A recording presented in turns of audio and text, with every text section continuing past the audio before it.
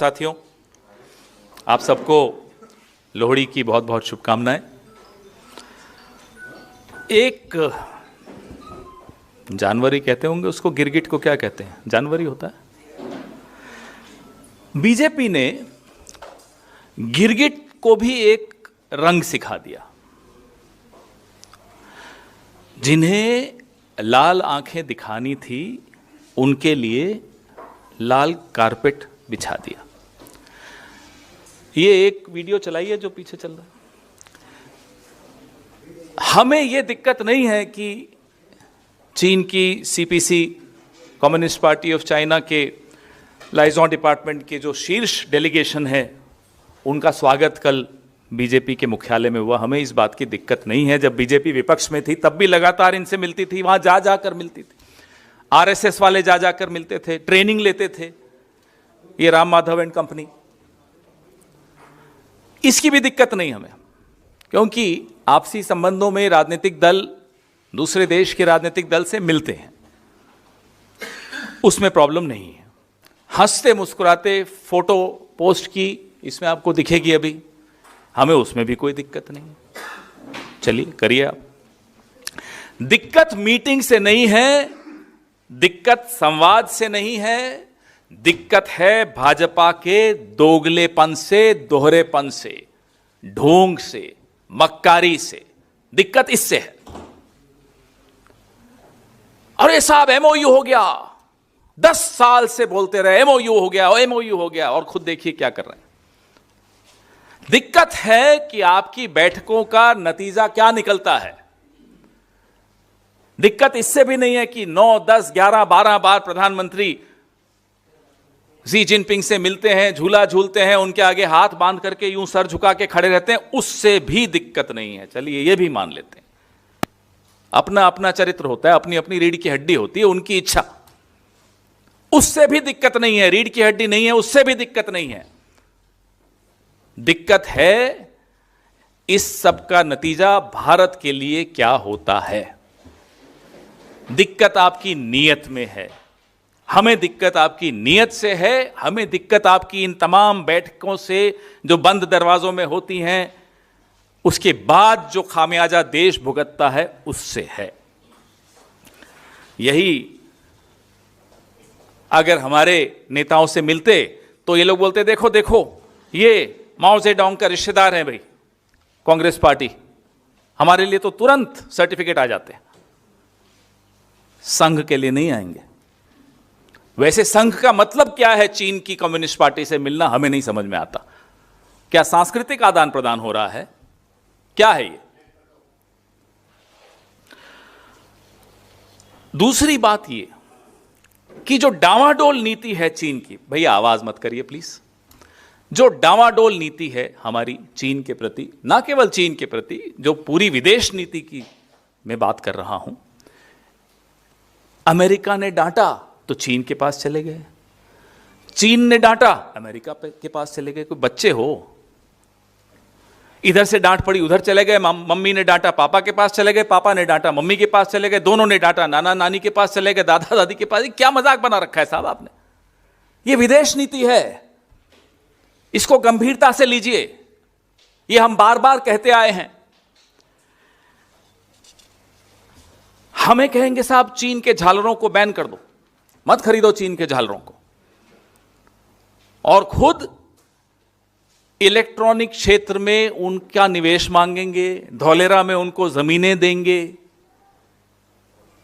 जिस व्यक्ति को तमिल भाषा से नफरत है, प्रधानमंत्री की बात कर रहा हूं, वो जब मुख्यमंत्री थे गुजरात के, तो गुजरात के करिकुलम में, स्कूल के करिकुलम में मैंडरिन भाषा की बड़ी हिमायत करते थे कि साहब गुजरात के बच्चों को मैंडरिन सीखनी चाहिए। तमिल नहीं होना चाहिए, उर्दू तो छोड़ ही दीजिए, मैंडरिन सीखनी चाहिए। भाई क्या रिश्ता है आपका चीन से कि गुजरात के बच्चे मैंडरिन सीखें? क्या रिश्ता है आपका चीन से कि हमें कहते हैं कि झालर मत खरीदो, और जम्मू कश्मीर में स्मार्ट मीटर डोंगफैंग नाम की कंपनी से खरीद लेते हैं जो ब्लैक लिस्टेड है।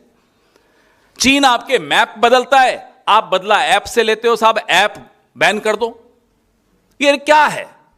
मजाक समझ रखा है। चीन आपके फर्टिलाइजर रोक देता है, गांवों में लोग मरे हैं। चीन आपके रेयर अर्थ बेचना आपको बंद कर देता है।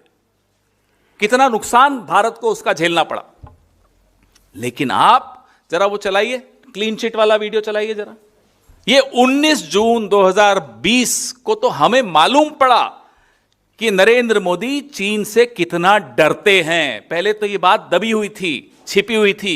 गलवान में हमारे 20 बहादुर सैनिक शहीद हुए, कोई फर्क नहीं पड़ा नरेंद्र मोदी को।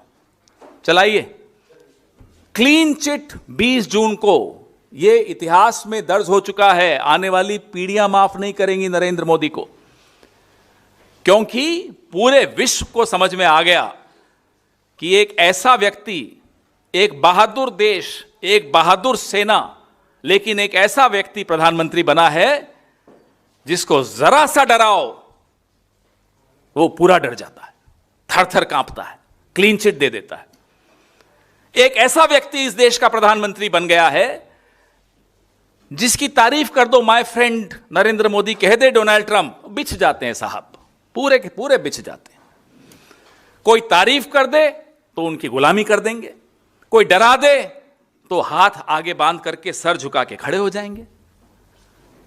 यह बात जब तक राज थी ना, तब तक तो ठीक थी। अब यह राज जब खुल गया, चलाइए जरा, मैं थोड़ा चुप होता हूं, पहले यह सुनिए, वॉल्यूम करिए। न ही कोई गुस्सा हुआ है, न ही हमारी कोई पोस्ट किसी दूसरे के कब्जे में है। ये ऐतिहासिक शब्द हैं। इन शब्दों को सुनने के बाद हम सबका सर उन शहीद सैनिकों के लिए झुक गया कि आपने अपनी जान बलिदान कर दी और ये देश का प्रधानमंत्री। ये बार बार सुनना चाहिए आपको, रोज रात को सुनकर सोना चाहिए ताकि सुबह खून में उबाल आए और आप पत्रकारिता कर सकें, आपके मालिक कुछ भी चाहें। हमें कहते हैं छोटी आंख वाले गणेश जी मत खरीदो, देश के लिए अलग मापदंड, और खुद बैठकें करेंगे, व्यापारिक बैठकें करेंगे, कंपनीज पर से बैन हटाएंगे, पीएम केयर फंड में पैसा चीन की ब्लैकलिस्टेड कंपनी से लेंगे। भाई क्या मजाक है? मापदंड सबके लिए सेम होना चाहिए। अब यह मीटिंग हुई साहब, मीटिंग में हम यह जानना चाहते हैं, क्योंकि आप तो सत्ताधारी दल हो, आपसे मीटिंग हुई, आपके मुख्यालय पे मीटिंग हुई, तो हमें यह बताइए कि जो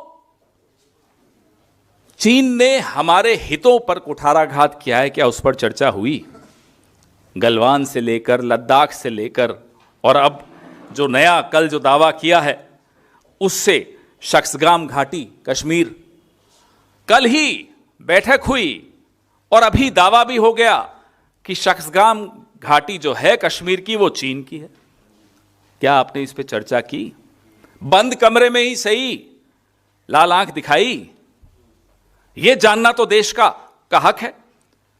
आप शख्सगाम की बात करते हैं, अरुणाचल और लद्दाख में हम क्या क्या गंवा चुके हैं, ये हम कई बार चर्चा कर चुके हैं। हमारे कई नेता यहां आकर आपसे इस बारे में बात कर चुके हैं, आप लोग कई बार कवर कर चुके हो।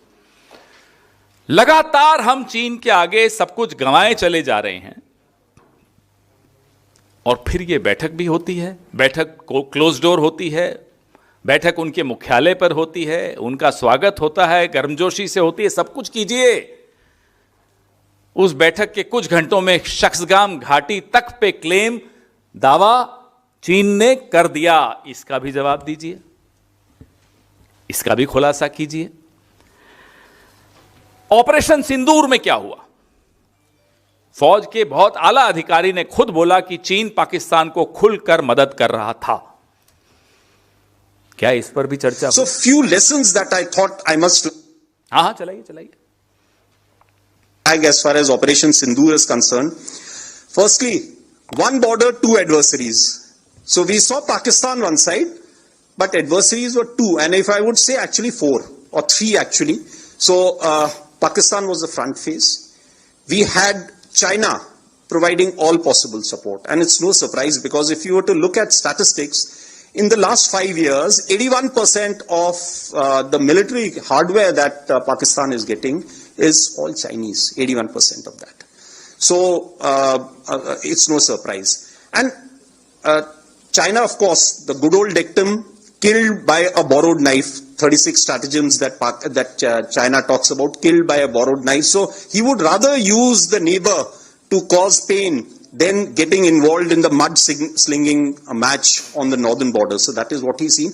And another thing that China perhaps has seen is that he's able to test his weapons against, say, various other weapon systems that are there.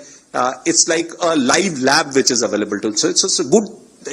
That is what is something we have to be very, very cognizant of. General R Singh को आप सुन रहे हैं, आपने उस वक्त भी सुना था। HQ-9 एयर डिफेंस सिस्टम चीन ने तैयार किए, तैनात किए। पाकिस्तान को PL-15 मिसाइलें सप्लाई की जो सीधे भारत को निशाना बना रही थी। फिर भी मोदी जी ने चीन की शर्तों को स्वीकार करते हुए मानसरोवर यात्रा शुरू की, उनकी शर्तों पर शुरू की। मैं आपको कई वृतांत, लंबी प्रेस कॉन्फ्रेंस है, क्योंकि बहुत कुछ पिछले 10-11 साल में हम गंवा चुके हैं, छवि के अलावा भी बहुत कुछ गंवा चुके हैं। अब जैसे अमेरिका में डोनाल्ड ट्रंप ने दावा किया, वैसे चीन ने भी दावा किया। साहब मध्यस्थता की थी ऑपरेशन सिंदूर में, जवाब आया यहां से? कोई जवाब नहीं आया। आंखें नीची हैं, हाथ आगे बंधे हुए हैं, झुके हुए हैं। झुका हुआ प्रधानमंत्री ये देश कभी स्वीकार नहीं करेगा जो इस तरह नतमस्तक हो जाता है दुश्मन के सामने। मैंने आपको फर्टिलाइजर का बताया, मैंने आपको डोकलाम का बताया, जो सिलीगुड़ी कॉरिडोर का बताया, जहां घुसपैठ करने के लगातार प्रयास चीन करता रहता है। शख्सगाम का बताया, अरुणाचल प्रदेश और अक्साई चीन को कैसे नक्शों में बार बार अपना बताया जाता है, नाम बदले जाते हैं, चीन बार बार करता रहता है, यहां से कोई जवाब नहीं जाता। चलिए चीन तो छोड़िए, बहुत बड़ी बात है, नेपाल तक कर देता है या चुप रहते हैं। तो भारी मिलिट्री मौजूदगी चीन ने बनाई, बफर एरिया बनाया, जो मई 2020 से पहले की जो यथास्थिति थी, जिसके बारे में हम बोल बोल कर थक गए, आप लोग सुन सुनकर थक गए, लेकिन इनकी कान में जूं नहीं रहेगा। स्टेटस को एंटे जो 2020 अप्रैल मई का था, क्या वो रिस्टोर हुआ है? कोई जवाब नहीं हुआ है, आप जानते हैं। और मोदी सरकार चीन के मजदूरों को वीजा देकर हम अपने मेक इन इंडिया और PLI योजनाओं को बढ़ावा दे रहे हैं। क्यों दे रहे हैं साहब? क्या आपको इतनी क्या मजबूरी है? पैंगोंग के रास्ते से मिलिट्री के पुल बनाए जा रहे हैं, मोदी सरकार चुप, कोई जवाब नहीं। कितने उदाहरण दें हम आपको ये बताने के लिए कि चीन की जो हमारी विदेश, चीन के प्रति जो हमारी विदेश नीति है, आज सिर्फ चीन पे ज्यादा बात कर रहे हैं, उसका नुकसान आने वाले कई दशकों तक यह देश झेलेगा। एक वाटर बॉम्ब जो ब्रह्मपुत्रा के वहां जो डैम बना रहा है चीन, वो भी एक उदाहरण है जहां ये कुछ नहीं बोले, चुप। उल्टा इनके चहेते मुख्यमंत्री, क्या नाम है, हेमंता बिस्वा शर्मा, जस्टिफाई करते हैं, अरे साहब क्या नुकसान, कोई नुकसान नहीं होगा। आंख बंद कर लेने से मुसीबत थोड़ी टल जाती है, लेकिन नहीं, सब आंख बंद किए हुए हैं, मुंह बंद किए हुए हैं, हाथ बांधे हुए हैं।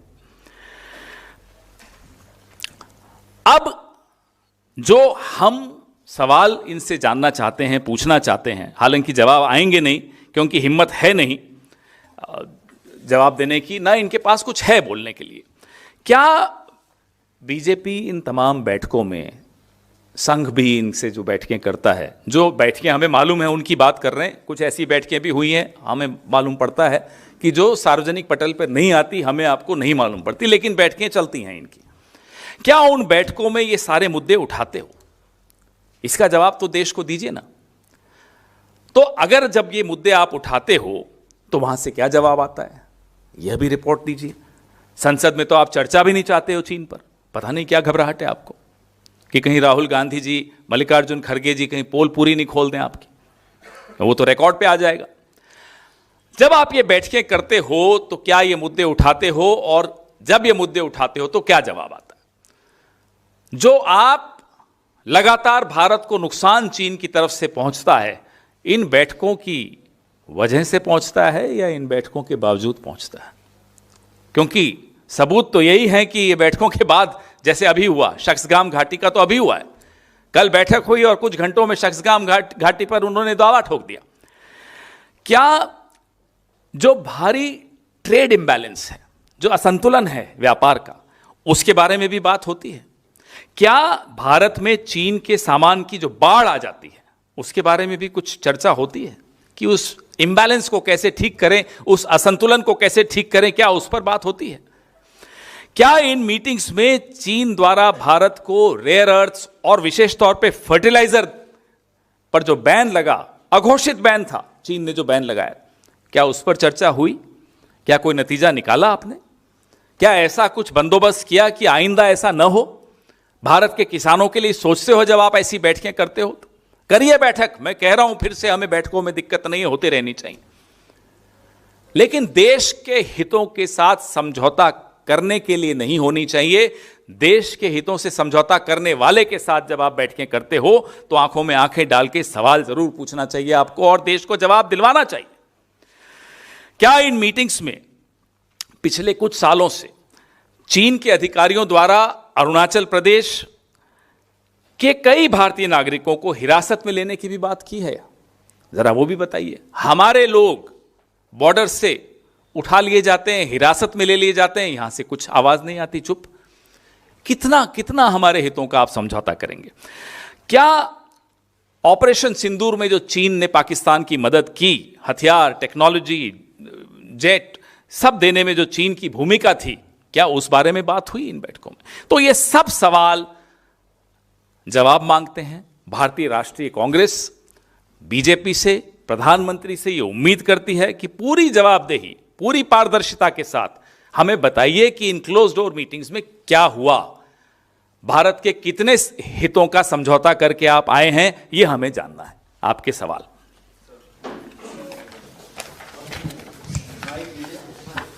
सर, आज ये मुद्दा उठाया जा रहा है तो ये 2020 के बाद पहली ऐसी बैठक बीजेपी हेडक्वार्टर्स में हुई है, दोनों फॉरेन अफेयर्स अब डिपार्टमेंट। बाकी तो वहां खुद चली जाती है बीजेपी मिलने, कई बार गई है। मेरे पास अभी प्रेस रिलीज में लिस्ट है कितनी बार बीजेपी और आरएसएस के प्रतिनिधिमंडल चाइना जाकर मिला है। पहली बार वो यहां आकर मिले जी। तो कई बार इस संसद में ये आरोप बीजेपी और गृह मंत्री अमित शाह ने लगाया है कि जब गलवान वैली में क्लैश हो रहा था, चाइनीज एम्बेसी के अधिकारियों से कौन मिल रहा था, ये संसद में भी इसको लेके कई आरोप राहुल गांधी पर लगे हैं। और राजीव गांधी फाउंडेशन ट्रस्ट पर भी जो FCRA कैंसिल किया गया तो उन पे भी आरोप भारत सरकार की तरफ से लगाया गया कि चाइनीज एम्बेसी से पैसा लिया है।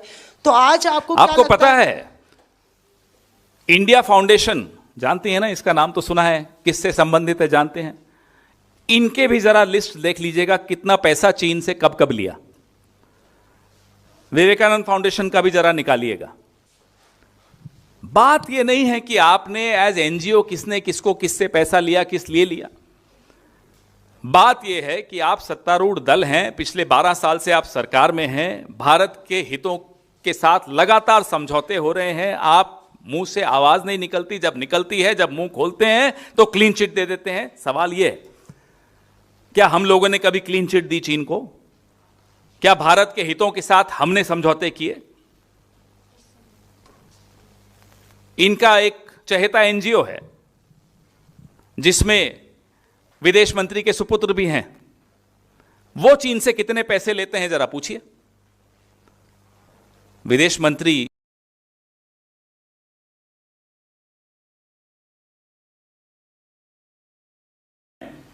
क्या वो एनजीओ पैसे नहीं ले रहा इनसे, चीन से? बात ये सब नहीं है। हम कह रहे हैं हमें दिक्कत नहीं है इन सब चीजों से, ना आपकी बैठकों से, ना आप पैसा लो, उससे भी कोई दिक्कत नहीं। हम तो कह रहे हैं पीएम केयर फंड में इतना चीन का पैसा कैसे आया? डोंगफैंग कंपनी पे हमें दिक्कत है, ब्लैक लिस्टेड कंपनी से आप जम्मू कश्मीर जैसे संवेदनशील इलाके में स्मार्ट मीटर्स लगवाते हो, हमें वो दिक्कत है। हमें वो दिक्कत है कि देश को कहते हो छोटी आंख वाले गणेश जी मत खरीदो और खुद बड़े बड़े करारनामे करते हो चीन से। हमें कहते हो झालर मत लो चीन से, खुद इलेक्ट्रॉनिक क्षेत्र खोल देते हो, धौलेरा में जमीनें देते हो, कहते हो मैंडरिन कंपलसरी होनी चाहिए गुजरात के स्कूलों में। तो साहब देश को क्या हासिल होगा ये सब करने से, ये तो बताइए।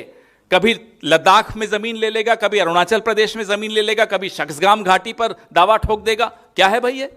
वहां कंस्ट्रक्शन शुरू कर दिया। ये है सवाल, बुनियादी सवाल ये है।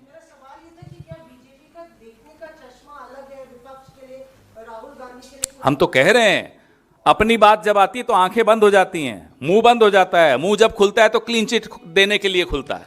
हम तो यही कह रहे हैं। पवन जी, मेरा सवाल ये है कि शक्सगाम आप वैली की आप बात कर रहे हैं, पाकिस्तान ने अवैध कब्जा कर रखा है, चीन वहाँ पे इंफ्रास्ट्रक्चर का निर्माण कर रहा है, हालांकि चीन इस दावे को खारिज करता रहा है। तो अब सवाल मेरा ये है कि दूसरी तरफ भारतीय जनता पार्टी के दफ्तर में चीन का एक डेलीगेशन वहाँ पे पहुँचता है, इसको आप किस तरीके से देखते हैं? दूसरा भी इसमें एक सवाल और है इसी से संबंधित कि बीजेपी पहले राहुल गांधी को चीन की नेताओं के साथ जो तस्वीरें आई थी, जो शेयर करती रहती है और कहती रहती है कि कम्युनिस्ट पार्टी ऑफ चाइना के नेताओं से राहुल गांधी क्यों मिल रहे हैं, तो आप इसको किस तरीके से देखते हैं? एक और पार्टी में उनका डेलीगेशन मिलता है और आरोप राहुल गांधी पे भी ये लोग लगाते हैं। हम फिर कहते हैं आप मिलिए। अरे जब बीजेपी विपक्ष में थी तब भी मिलती थी, हमने रोका? नहीं रोका। हम तो सरकार में थे, चाहते तो रोक सकते थे, नहीं रोका। मुलाकात में दिक्कत नहीं है, मीटिंग में दिक्कत नहीं है, आपसी संबंधों में इस तरह की पॉलिटिकल एक्सचेंजेस होते हैं, मीटिंग्स होती हैं, कोई नई बात नहीं है। लेकिन क्योंकि मैं इंग्लिश बिल्कुल नहीं बोला इस प्रेस कॉन्फ्रेंस में, थोड़ा इंग्लिश में भी बोल देता हूं। But you first weaponize the meetings that the Communist Party of China has with Congress, selectively weaponize. Then you demonize the Congress Party and you abnormalize these meetings. That is the problem.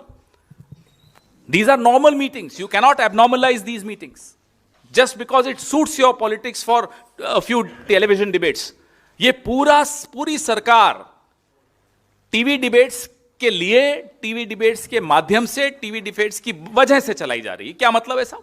या social media की वजह से चलाई जा रही है? सरकार social media और टीवी डिबेट से चलती है। सिर्फ एक डिबेट जीतने के लिए आप हमारी मीटिंग्स पर बड़ी बड़ी तोहमत हम पर लगा देंगे, खुद मिलते रहेंगे। जैसा अभी इन्होंने पूछा डोनेशन, अरे आप क्या ले रहे हैं ये भी तो बताइए। मुद्दे वो हैं ही नहीं, मुद्दे हैं भारत के हितों के साथ समझौता किसने किया, मुद्दे हैं चिकन्स नेक सिलीगुड़ी कॉरिडोर, मुद्दे हैं लद्दाख अरुणाचल प्रदेश, मुद्दे हैं शक्सगाम वैली, मुद्दे हैं गलवान, मुद्दे हैं स्टेटस को एंटे ऑफ 2020 अप्रैल में, मुद्दे हैं क्लीन चिट, मुद्दे हैं opening your industry to China, मुद्दे हैं ब्लैक लिस्टेड कंपनीज को आप भारत में ला रहे हैं, मुद्दे हैं उनकी ट्रेड पर से सैंक्शंस हटा रहे हैं। क्यों भाई, क्यों? क्या मिल गया भारत को, क्यों हटा रहे हैं? ये हैं मुद्दे, मीटिंग मुद्दा नहीं है। सर, क्या कांग्रेस की भी कोई मीटिंग होगी? एक माइक रखो ना, दो माइक रखोगे तो फिर। Pawan sir, as you are also mentioning about the meeting at BJP headquarters, but your own external affairs department chief Salman Khurshid has also met the same delegation. So what do you say about it? Because on one side you are questioning the intent, the timing of this meeting when they are also already. Let's be very clear. और sir, इसी से जुड़ा हुआ सवाल था, क्योंकि मेरा भी यही सवाल था कि सलमान खुर्शीद साहब की सीपीसी डेलीगेशन से मुलाकात हुई है, ये जानकारी आ रही है, तो सीपीसी डेलीगेशन साहब ने उन मुद्दों को उठाया जो गलवान वैली और शक्सगाम वैली की बात आप कर रहे हैं, क्या उन्होंने CPC delegation met at the request of the CPC delegation had requested. The request was approved by the government of India, and that's why our External Affairs Department, Foreign Affairs Department Chief, Mr. Salman Khurshid met them. Fact of the matter is, the ruling party is the BJP. Fact of the matter is, there is another organization, unregistered organization, which controls the ruling party of India called the RSS. Fact of the matter is, meeting is not a problem. We keep saying when they were in the opposition, we did not stop them from meeting. The problem is, who is compromising the interests of India? The opposition cannot. The ruling party can. And we have given you evidence after evidence, starting from clean chit to these blacklisted companies.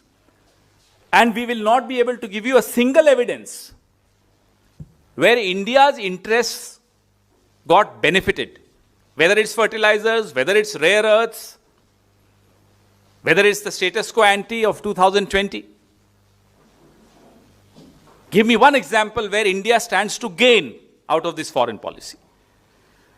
So, hiding behind meetings is a shortcut to avoiding critical questions that we are asking. As I said at the beginning of my press conference, we have no problem you meet. हमें कोई दिक्कत नहीं, आप मिलते हो. आप जब विपक्ष में थे तब भी मिलते थे, हमें दिक्कत नहीं थी, क्योंकि मुलाकातें होती हैं राजनीतिक दलों की आपस में, अलग अलग देश के राजनीतिक दलों की मजबूती. ये ट्रैक 2 भी होती है, ट्रैक 3 भी होती, कई चीजें होती हैं देशों में, उसमें दिक्कत नहीं है. दिक्कत तो आपने बनाई है, हम तो कभी मानते ही नहीं थे. दिक्कत है जब आप सत्तारूढ़ दल हैं, आप लगातार मीटिंग्स करते हैं, तो इन बंद कमरों में क्या ये सवाल उठाते हैं, ये है दिक्कत. आपने भी हिंदी में पूछा, तो सीपीसी, मैं बता रहा हूं, हिंदी में बोल रहा हूं, आ रहा हूं, हिंदी तो अभी शुरू किया. सीपीसी ने अनुरोध किया, भारत सरकार की स्वीकृति थी, भारत सरकार ने अनुमोदित किया उस अनुरोध को, और उसके बाद हमारे विदेश विभाग के प्रमुख सलमान खुर्शीद जी उनसे मिले. सत्तारूढ़ दल पहले बताए कि बंद कमरों में आपने क्या ये सवाल उठाए. हम भी इस सवाल का जवाब सही वक्त पे देंगे, और विपक्ष से कोई ज्यादा महत्वपूर्ण बातें होती नहीं है इन डेलीगेशंस की. अब ज्यादा आप मुझसे ज्यादा जानते हैं इस बारे में. जो विजिटिंग डिग्निटरीज होते हैं वो भी ज्यादा महत्वपूर्ण बातें सत्तारूढ़ दल से करते हैं, जिसको अभी 3.5 साल हैं सरकार में. हो सकता है पहले गिर जाए, वो अलग बात है. अभी तो 3.5 साल दिखता है कि मोदी जी रहेंगे प्राइम मिनिस्टर. 76 के हो जाएंगे, 77 के हो जाएंगे, 78 के हो जाएंगे, उन पर नहीं लागू होते नियम. लेकिन मैं वैसे बता रहा हूं, तो उस पार्टी से क्या बैठक में क्या क्या ये सवाल, भारत के हितों के सवाल बीजेपी ने, संघ ने उठाए या नहीं, ये है मुद्दा. पवन सर, आज भारतीय सेना के प्रमुख उपेंद्र द्विवेदी का भी प्रेस कॉन्फ्रेंस था, एनुअल प्रेस कॉन्फ्रेंस. उसमें उन्होंने सक्सगाम घाटी पे कहा कि 1963 का जो पाकिस्तान और चीन का समझौता है ये गैर कानूनी है, हम इसको नहीं मानते हैं. जो 5180 किलोमीटर वर्ग भूमि दिया गया था चीन को, वो अमान्य है. हमने कभी नहीं माना उसको, कभी स्वीकार नहीं किया उसको. उसके बाद चीन उस पर कंस्ट्रक्शन करे, अब तक तो हिम्मत नहीं हुई थी. अब क्यों हिम्मत हुई है, ये सवाल है. मुद्दा ये है, ये इसलिए हिम्मत हुई है कि गलवान हुआ, आपने क्लीन चिट दिया. ऑपरेशन सिंदूर में खुलकर चीन ने पाकिस्तान की मदद की. जनरल राहुल आर सिंह का वीडियो आपने देखा, खुलकर मदद की. ना केवल मदद की, जख्मों पर जो नमक छिड़कते हैं वो भी किया. बोले कि मध्यस्थता भी हमने की थी. आप चुप रहे, आपने कुछ नहीं बोला, आपकी हिम्मत ही नहीं है. आपके पुराने क्या संबंध है चीन से, जब आप मुख्यमंत्री थे गुजरात के, हम नहीं जानते. कुछ तो है कि आप उनसे डरते हो.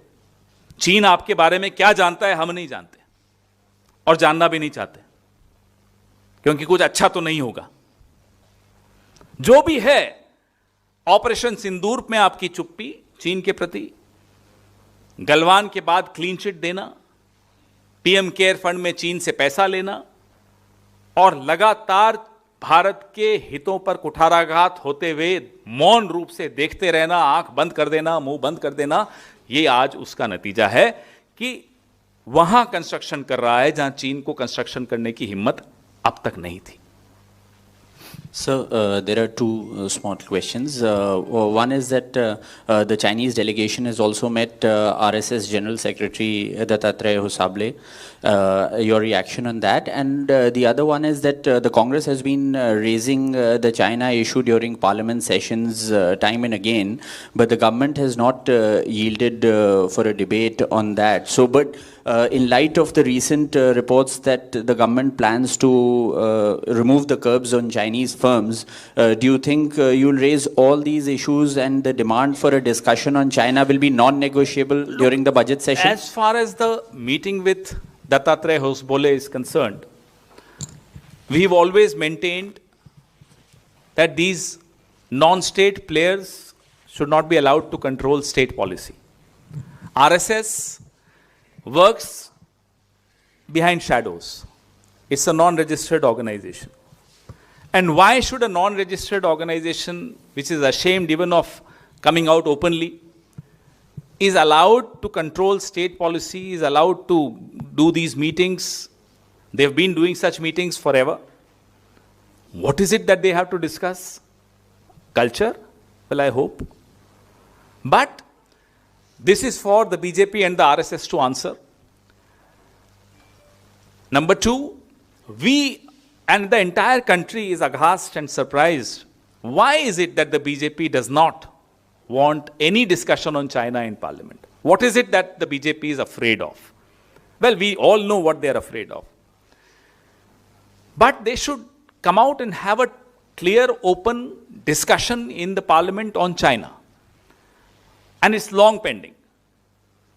Starting from the clean chit that was given in June of 2020 by the Prime Minister. We've played the video for you.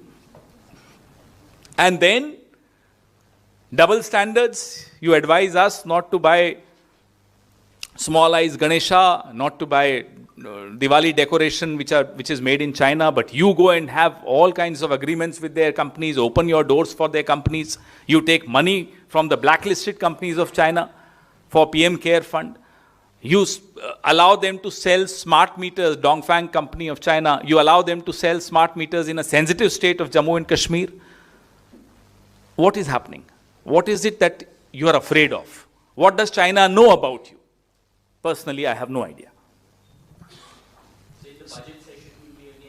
Well, we'll keep you posted. Mr. Jairam Ramesh will talk to all of you before the session and then.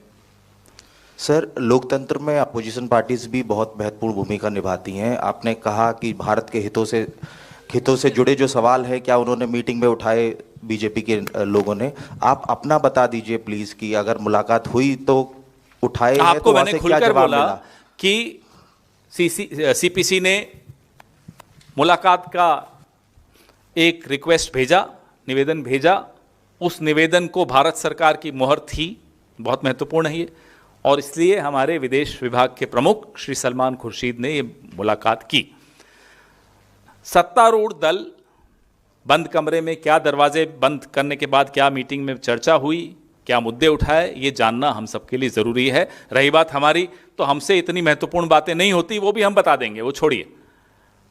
एक system होता है उसमें, वो भी बता देंगे. लेकिन बहुत महत्वपूर्ण है देश के लिए जानना. ऐसे तो कई सवाल हैं देश के मन में, चीन से संबंधित और मोदी और चीन के संबंधों से संबंधित. लेकिन ये बहुत ज़रूरी है कि बैठक होने के कुछ घंटों में शख्सगाम घाटी पर दावा ठोक देना चीन का, सवाल तो खड़े होते हैं. पवन सर, मेरा सवाल आपसे ये है, आपने शख्सगाम घाटी की बात कर रहे हैं और तमाम चीन जो हरकतें कर रहा है उसकी बात कर रहे हैं, तो आप लोगों के पास तो एक बड़ा हथियार अपोजिशन के पास स्टैंडिंग कमेटी है एक्सटर्नल अफेयर्स, और आप ही के पार्टी के सांसद चेयरमैन हैं, तो क्या आप लोग उसमें उठवाएंगे इस मुद्दे को और आप परस्यू करेंगे क्या? संसद का सत्र शुरू हो उससे पहले काफ़ी आपसे चर्चा होगी हमारे नेताओं की. जयराम रमेश जी भी आपसे इस बारे में बात करेंगे. जो जो रणनीति तय होगी ज़रूर आपसे साझा करेंगे. दत्तात्रेय होसबोले से जो मुलाकात हुई है, आरएसएस से किस हैसियत से मुलाकात हुई, क्या इसको आप जायज़ मानते हैं? भाई हमसे मत पूछिए, उनकी हैसियत तो हम मानते ही नहीं है, तो आप हमसे पूछ रहे हैं. उनकी हैसियत जो मानते हैं उनसे पूछिए. क्या एक ऐसा संगठन जो परछाइयों में छिपता है पिछले 100 साल से, जिसको अपने होने पे भी शर्म आती है, अपने आप को पंजीकृत नहीं करता, जो एक डिनायबिलिटी का हमेशा एक प्रोविजन छोड़ के रखता है, अगर किसी के हाथ से गोली चल गई, महात्मा गांधी मारे गए, तो कहिए हम तो इसको जानते ही नहीं, भले वो बौद्धिक कार्यवाह रहा हो. नाथूराम गोडसे की बात कर रहा हूं. तो तुरंत हाथ खींच लेना, तुरंत पीछे हट जाना, ये किसी चरित्रवान संगठन में नहीं हो सकता. आपसे कोई गलती भी हो जाएगी तो आप खुलकर कहेंगे हाँ मेरे से ये गलती हुई, मैं भी यही कहूंगा, क्योंकि चरित्र है, रीढ़ की हड्डी है. लेकिन ये ऐसे लोग हैं जो छिपते छिपते काम करते हैं. आज से नहीं, शुरू से 100 साल. जब आजादी के आंदोलन को कमजोर कर रहे थे तब अंग्रेजों के साथ मिलकर काम करते थे, तब भी छिप छिप कर काम करते थे. तो ऐसे संगठन के हाथ में इतना महत्वपूर्ण चीजें दे देना, उनको ऐसी अनुमति देना कि वो भारत सरकार की विदेश नीति में हस्तक्षेप करें, भारत सरकार से पूछिए साहब, क्यों अनुमति देते हैं? हमसे क्यों पूछ रहे हैं? आज तो इससे महत्वपूर्ण कोई मुद्दा है नहीं।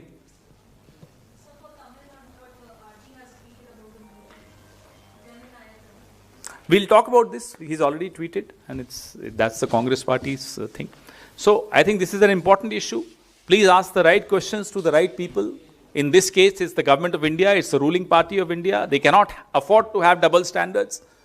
They cannot deal with Congress party meeting the CPC in one language, and when they themselves meet them, it suddenly becomes a strategic meeting.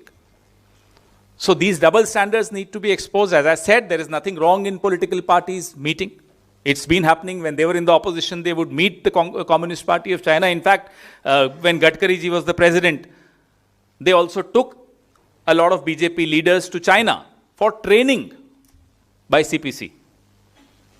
So we have no problem. If we wanted, we were in power, we could have stopped them. But we understand these things happen, these interactions, these exchanges happen. But now you ask them about their double standards. You ask them about what happened in that meeting. You ask them about why within a few hours of that meeting, the Shaksgam Valley has been claimed by China. These are the questions that need to be asked. Thank you.